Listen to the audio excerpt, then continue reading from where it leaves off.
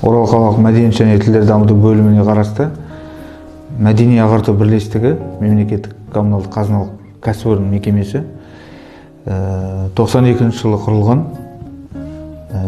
Содан бері өзінің мәдени бағытта жалпы балаларды, жасөспірімдерді мәдени өміріне тікелей араласу бағытында қызмет атқарып келе жатыр.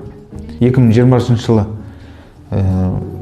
бұған дейін, яғни Мәдени ағарту бірлестігі бір шағын ғимаратта орналасып, сол жерде өзінің қызметін жүргізіп келсе, 92 жылдан бері қала әкімінің тікелей қолдауымен 2020 жылдың маусым айында осы Жаңғырхан 15/1 А мекен жайынан үлкен ғимарат беріліп отыр. Бізде 117 Мәдени ағарту бірлестігінде мәдениет қызметкерлері жұмыс жасайды.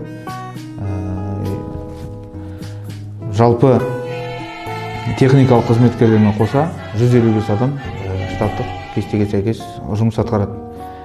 Мәдени ағарту бірлестігіне қарасты 14 аула клубы, 4 комьюнити орталық, 2 мәдени бірлестік және 1 әлеуметтік дамыту орталығы, жас ұрпақ деп аталатын, және ардагер клубы жұмыс атқарады. Балалар кинотеатры қызметін атқарады. Барлығы да осы мәдени ағарту бірлестігіне қарайды.